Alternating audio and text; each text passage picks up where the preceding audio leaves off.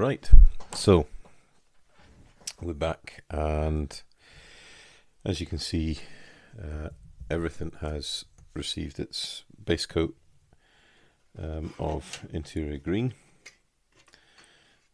Hopefully you can see that the pre-shading is nicely shown through. It's not too overstated, but it certainly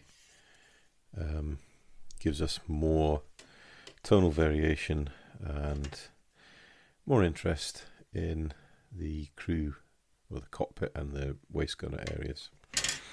The details shown up nicely on the cockpit and on the waist gunner area. Now, just to clarify, let me get a pointer.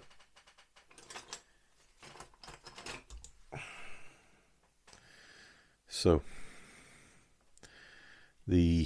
this piece here, which I thought was going to be silver, after doing a bit of research, it turns out to be interior green. So I do have probably enough on there to start with. I can do some weathering, a bit of dry brushing, and maybe some oil washes just to kind of unify the color a little. And then obviously we need to do a little bit of brass in there for the shells going up the chutes. There is some photo etch brass for the actual pieces from here up to the gun breech in the fret, so we'll be using them.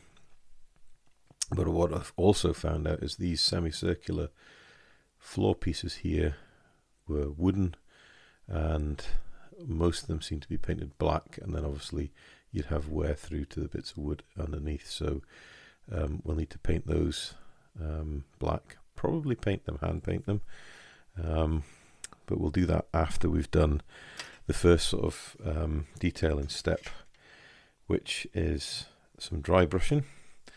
Now, if we look on these interior panels that we put in here, there are some obviously cable runs, and then we've got some, get a bit closer, there we go, we've got some boxes in there that on the whole they appear to be cockpit colour. We've got some fuse boxes here which will obviously be black with the fuses highlighted, as with this panel here is black, and then the sort of top half just from under this semicircle here of the, get that to focus, of the control column is black, and these are switches here, so we need to do some dry brushing there. But the first primary dry brushing, as we discussed, is going to be using Tamiya XS4, and that's just to highlight the raised details, so the ribs, the wiring runs, edges of panels and seats and such like that. So normally I would have my stash of old brushes knocking around, which I don't seem to have at the moment, not to hand anyway. Just have a quick delve around and find a knackered old brush, because you certainly don't want to be using your good brushes for dry brushing, that is for sure. And we need kind of a broader one because it's a bit of an area, so here we go, here's a flat. So this is a Dalo and Rowley number 8 flat shader that, as you can see, is one of my weathering brushes, because the brush itself is starting to really show its age. Now, you've probably seen dry brushing hundreds of times before, but I may as well show you, because it's the start of the process and I'm trying to record it all for you guys to see. So we want to load up the brush with the paint like this. I'll get a new piece of kitchen towel just so you can see how much paint is going to come off. So you can see the paint's quite thickly coming on the brush there, and we'll rub it somewhere else. It's still quite strong. So there you can see there's not much left at all, and that's roughly where you want to be, depending if you want if you want it to be a sharper highlight or you want it to be soft, it will depend on how much paint you take off. But definitely make sure you've got very little paint left on the brush, otherwise you'll end up just painting the surface and you're back to square one. So let's just pick an area to try. So we'll go on the cockpit sides, and then we just want to back and forth brush over, and all we want to be doing is depositing a layer of paint on the highlight, on the raised details. Don't try it and think you're going to get it all done in one pass, because you won't. You'll have to do it in multiple passes and build the effect up.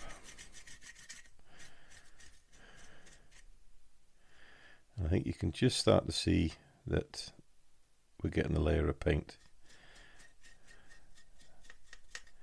left on these raised details. So keep working at. If you think you want more paint, then just pop back to the paint, reload your brush, go back to the same area you started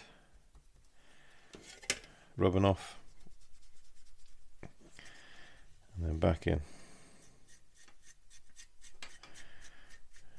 Now, being green, if you really wanted to highlight these panels, then you could always go for a more yellow color.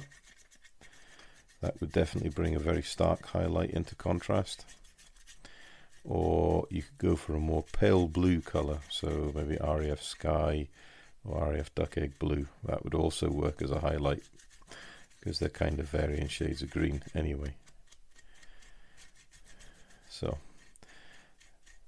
this is quite a therapeutic thing. You're just rubbing the brush back and forth, taking your time, and you're just building up the effect until you're happy with it. Not anybody else, just you. So I think you can see that there. We're starting to get that nice edge highlighting on the ribs and all the pipe work. And the reason we're doing this now is because we're going to come in with an oil wash after. That'll dull everything back down, highlight, it'll enhance the shadow areas, and then we can come back in after the oil wash is dried and give it another light dry brush, and that really will make all these raised areas pop and add some serious contrast to the cockpit and a bit of tonal variation, and it will make everything look that little bit more interesting to those that are viewing the model. So I'm going to blast on, I'm going to do all these areas, and then we'll come back once we've got this done and see how it all has turned out. Alrighty, so first stage of dry brushing done, and hopefully you can see, if of course we can focus. There we go. I think it's focusing there. Now we have managed to put a general highlight over the important pieces, and especially on the fuselage halves. So it's really starting to bring it to life. Now the other thing you'll notice is there's been a slight color shift in the base color in these two areas than the base color we laid in the middle, and that is because not only does dry brushing highlight the raised areas, it also can act into tint and filter the color you've laid down. And certainly looking in the reference photographs for the Catalina, then it was a more yellowy, chromate yellow green that was used in the interiors than the standard RAF interior green. And obviously as it wears and grimes and some bleaches, you're going to get this tonal shift as well. So I'm quite happy with that. The next job to do will be to do a little bit of detail painting before we turn to what I think I'm probably going to use as a sepia tone oil wash. So we've got here we've got brass for the cartridge cases to go in the feed chute. We need the black, which we'll probably use maybe we could use matte black, like, and then do a bit of dry brushing with an anthracite black or a dark grey, just to show sort of scuff marks and wear. And then I think we've got leather brown, and then obviously a tan colour for the harnesses, as well as doing the bomb sight in black, and then the steering yokes and the control panel that's on the yoke control arm, as well as one or two of the bits of detail we want to pick out on the sides of the cockpit. So I'm going to get myself organised with paints and such like, and we'll come back and look at the detail painting. Right, so we're back. Pushed on a little bit. I didn't think it'd be worth filming this purely because you'd end up seeing backs of my hands more as anything else. But I have pushed on, and we've got the cockpit painted up and done a little bit of extra dry brushing just on. Let's see if we can get that to make sure that focuses on the back panel there between the seats, just to bring out the detail. The seats themselves, we've got the seat belts all painted up, a little bit of dry brushing on the leather just to take it back down a little bit. We've got the cushion and the bomb sight done. Both the sidewalls are done.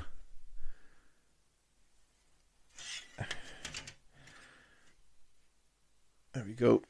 We've got the rear compartment and the gunner's walking boards, for better words, obviously painted black and then distressed with some anthracite and a little bit of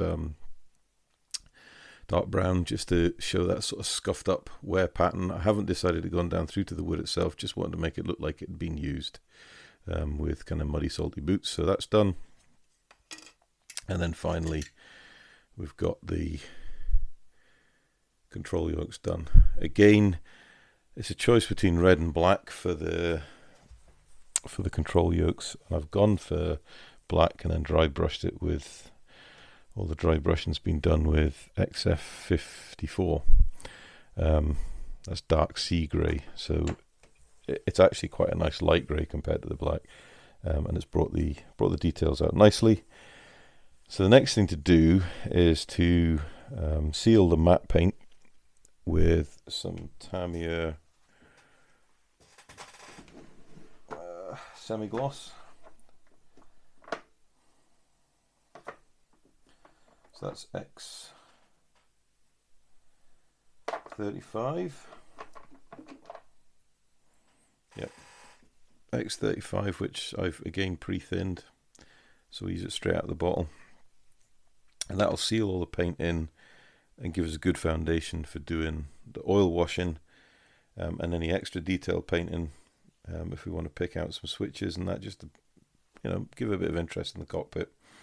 And then we'll be at the point we can actually seriously think about getting the fuselage shafts together. So I'm going to get this sprayed, and then once it's all cured off, we're going to leave it an hour or so, let it cure off properly, and then we'll come back in and look at doing oil washes. And just for anyone that's interested, you can see the paints here at the background. So for the black, I've used Revel Aquacolor, the black, leather brown, and the anthracite. And then for the straps, I've used Citadel Screaming Skull, which is actually a really nice creamy colour, which looks quite nice. Hope you agree on the harness straps. Right, so you've seen me put down semi-gloss loads of times, so we'll get that done and we'll come back in once it's ready to start doing some oil washes. We're back, and as you can see, our varnish is fully cured, and we're going to start doing a little bit of shading with oil wash. Now this is quite a thin wash. I use Abtalung 502, is it, or 501 paints. I also use Daler and Revel, just whatever colours I can get a hold of. And then to thin it down, I either use AK's odorless thinners, or I like using Winsor & Newton Sansador. That's purely because I can get that easier than the AK stuff where I live. So, a thin wash, and it is just a thin wash, and all I'm going to do is, I'll tell you what, I'll zoom in a bit maybe, it might make it a bit more viewable for you. Right. So a thin wash. If I can keep my hands out of the way so you can actually see what we're doing. And all we're doing is touching and flowing, and we're letting it flow in to all the recesses, and you can see straight away that it is bringing this added detail to life. In reality, these aircraft, they will have gotten dirty, but the crews will have been maintaining them, and the sad fact of type of work they were used for, a lot of them didn't last that long before they were either lost, damaged, or written off. So actually the weathering inside, although you get quite a lot of dust and whatnot from boots and the environment, these are marine planes, so you're going to get a lot of salt spray and general detritus. So we'll just paint these ribs in the floor with a touch and flow around this door. If you've put too much, then just wick off the brush and then use a sort of clean brush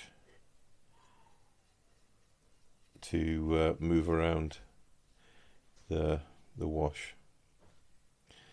And what we'll do is we'll come in and we will highlight those ribs there and there, and then we can come and blend just in 5 or 10 minutes. Once we've done everything else, we'll come back from here to the start to blend away and weather in this into the floor. So we'll do up there, we'll do this. Although this particular piece of equipment, I'm going to try and use a technique to highlight the recesses, because it's quite an old piece of photo etch, so it's not raised parts in it, it's recessed. So there's one side done. It doesn't take long. So there's one side done. I've left the rear, haven't I? It doesn't take long, but it does do an awful lot to kind of draw together, highlight the work we've already done with the paint shading and such like.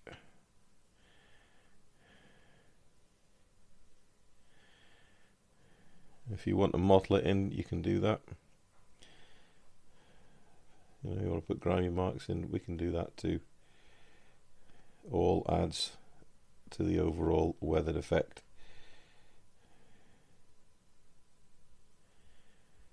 There we go. Right, cockpit. This one you'll see taking the weather and wet really well, because there's lots of recesses here, so we'll just run that in there, run it in there, over the leather seat, over the floor.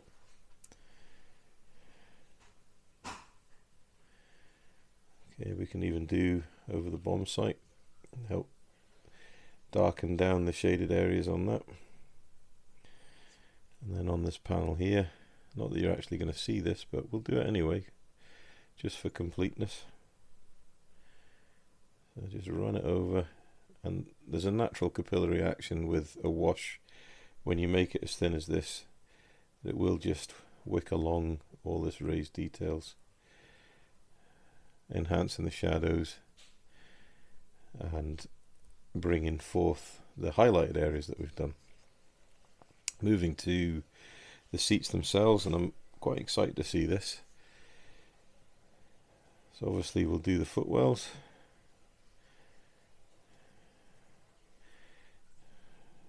Help the contrast there. And what we can do when we're finished and it's dried is we can just come back in and do a very, very light dry brushing, just to bring back bring up those highlights again. So run that into the floor section. Now let's wash the seats and see how we get. Straight over everything. There we go. Work it in to all the little recesses. So instantly it's weathering the seat belts, and it's giving you shadow where you need, and it's making the leather seats look nicely worn. So second seat, just run it in. There we go. What we can do, if it's too heavy, we just come in with a cotton bud, or we can come in with a clean brush that's soaked in odorless thinners and wick away the excess paint, or at least modulate in any areas of heavy paint. But that straight away has really enhanced those seat belts. And if you really want, we can come back in with the original paint of the seat belts just to touch in a few highlights. There's plenty of little details on these seats that'll take this wash and really start to pop. And being oils, it's workable for quite a long time. So even if I did this now, left it overnight and came back to it tomorrow, I'll be able to move this wash around with a brush soaked in thinners. So it's very undoable if you're not happy with the overall effect, which is a good thing about oil washes. Enamel washes are quite similar too. They've got quite a long working time. Acrylic washes tend to dry, and when they're dry they cannot be reactivated. But if you paint with acrylic paints, like I do, then they won't be activated by the thinners in the oil-based products. So it's like a safe way of weathering your aircraft using dissimilar paints, one to do the colour, one to do the weathering. So when we're happy we've got all the surfaces and all the recesses done, can set this aside to dry, and we'll move on to the rear bulkhead.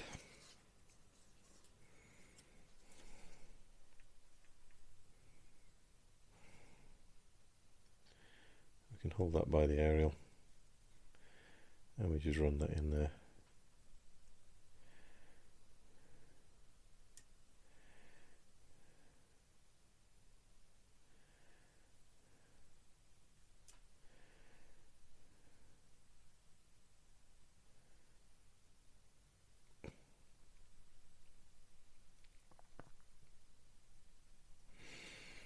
We've got this waist gunner's position. Again, this is going to take the wash really nicely because we've got these thick set recesses. You just run it down the ammo feed belts, and you can see that really makes the openings where the casings are pop. It's enhancing the shadow areas, defining the joint, the unions, and the separation between the feed chute and the belts. Got in here, nice and dirty at the bottom of the pedestal. Do the joins around there. And this wash is thin enough that if I wanted to, we could use it for a filter, just to change the tone of the paints, or a little bit of weathering, some mild dirt.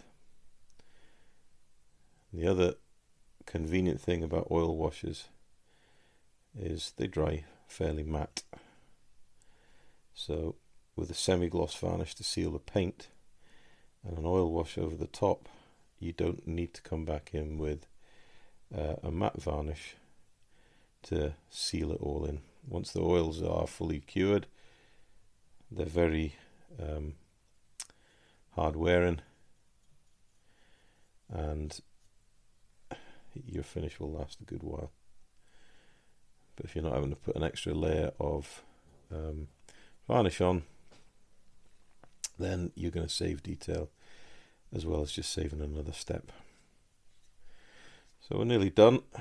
I am going to carry on with the oil washes, and then we'll come back once we've completed it. It's had a moment to dry, and we'll look at blending it in, touching in any areas we want to re-highlight, and then we can think about actually getting the cockpit and the waist gunner assemblies mounted into the fuselage half, and bring the fuselage halves together, and we're actually starting to push the build on really nicely. It's not just taken too long to get to this point. Right, so we go, that's it fully washed. You can see the difference it's made. I'm really quite happy with that. So we'll just let that dry. I'll finish the other side off, and then we'll look at coming back, cleaning up these parts, and consider getting this thing put together. See you soon. Right, so oil wash has had a moment to dry. It's a little wet in places, but it's enough to work with. So looking at the cockpit, come in here with a cotton bud, and we just want to rub off just the seat belts, so we brighten them up and bring the colour back in them.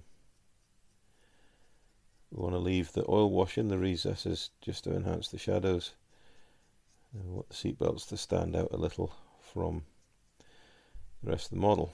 Now what we can do to help us on our way with the main panel is to use the flat brush. I'm going to soak it in a little bit of odorless thinners, and then take the brush and just wick away most of the thinners off it, because you don't want to flood these panels. All we want to do is go in and just work the wash around on the panel, and you can see when you're working in the center of the panel, you're lifting the wash away from it and leaving the shadow towards the edges.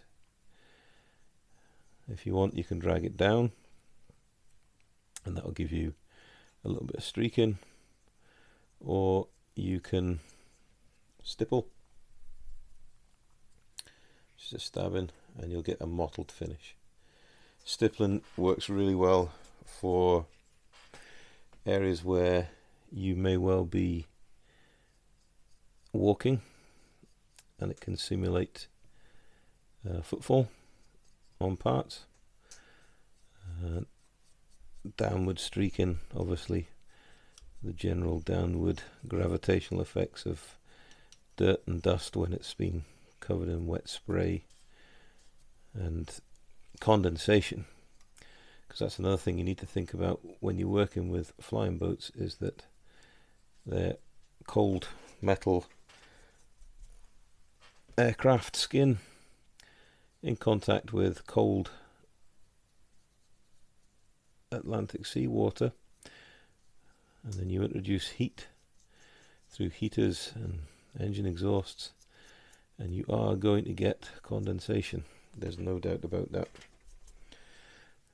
So you will get a certain degree of streaking inside these aircraft just from the condensation alone.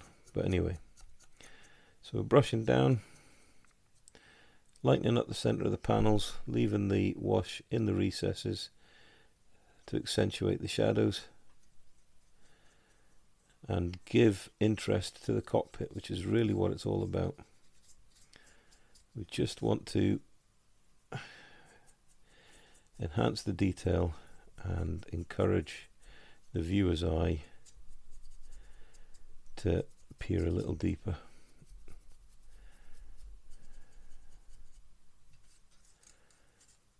And really, when you get down to the bottom walkway in there, you're probably not going to see much anyway. Every now and again, stop to clean off the brush. So dip it in the thinners and then wick away the excess, and that will keep your brush nice and clean, so you're not just moving around wash. You are actually where you want to be. You're cleaning it off the panels and leaving it in the shadow areas. As I said before, I could have quite easily left this kit for 24 hours before I came back to it, and this oils would have still been able to be reactivated and moved around just like we're doing here.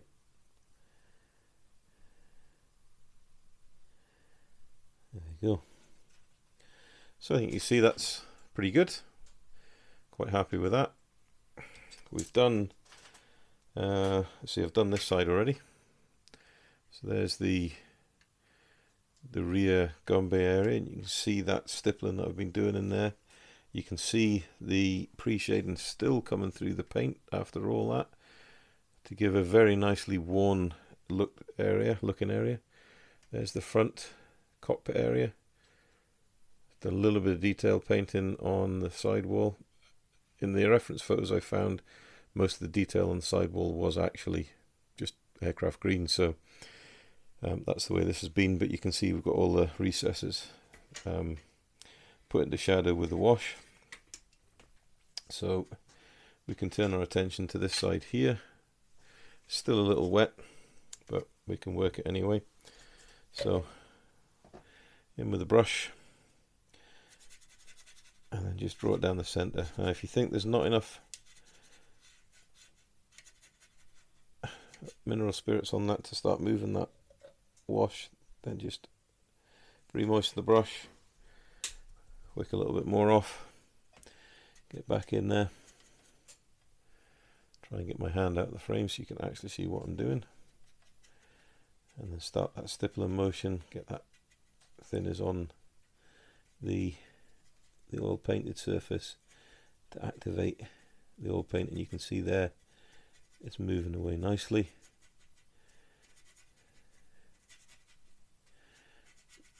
The one thing to make sure when you're using oil paints or any wash you're putting over a semi-gloss surface is make sure the gloss coat has fully cured off, because if it hasn't, that's when you get problems with the wash etching into the tacky or non-cured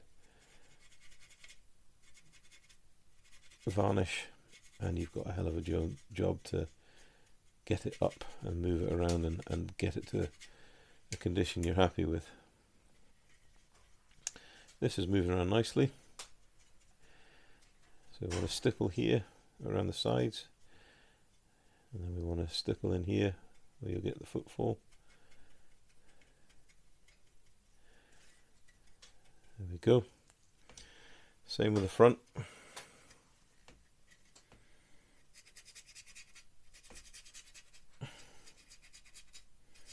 As you can see, this has dried up quite nicely at the front here. Again, I want to move it a bit better, so a little touch of fresh spirits on the brush, wick away the bulk of it, come back in. Again, I'll try and keep my hand so you can see what I'm doing. And if you're struggling to get it to move, get a Q-tip or a cotton bud, whatever you want to call it. It's a bit more of a resilient tool, and it can get the oil moving a lot quicker than the softer bristles of a brush. And when I do this particular job, I usually work between these two methods of getting the oil to move. Just whatever I need to do, however the oil's reacting to myself and the way I'm tackling it. Being careful in areas like this where you've got photo etch on, probably just stick to the brush and just with a nice soft downward motion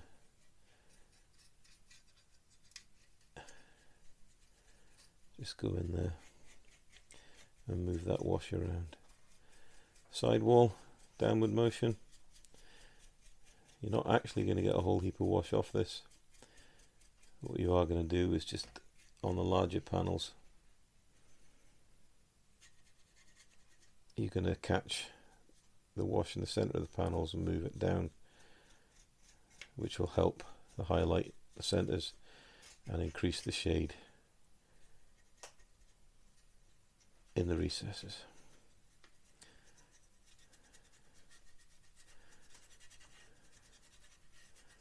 In the areas that are a bit stubborn, you just put a bit of moisture on them with the thinners, move away to a different area, let it soak in a little bit, and then just come back and it's reactivated it. A little bit of stippling, and there we go. So reasonably happy with that. I'm just going to continue working on. We've got the waist gunner's position to do, and just to clean up the wash on the control yokes. I'm going to check over the cockpit area again, and then I've got a little bit of detail painting to do before we can start putting this together. So we'll be back in a moment. Right, so we're back, and we have, I think, this is where we need to get the focus right. There we go. So we've got the oil wash on the cockpit parts, refitted the control yokes. Hopefully you can see that if I'll focus on it. Come on, there we go. Done a little bit of dry brushing with silver to pick out the switches, and then on the back, so you can focus that in a little. There we go. On the back we've picked out the switches. We've got the fuel shut-off valves in red.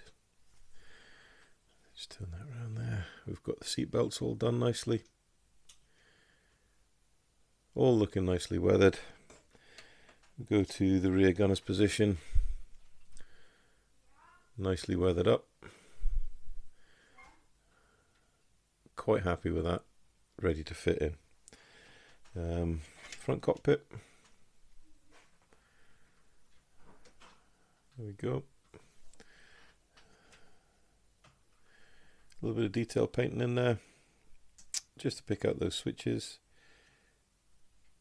And same with this side, just a little bit of detail painting, just to pick out a couple of switches. Get that to focus, there we go. So we're actually ready to start thinking about putting this together, which is great. It's coming ahead really, really well.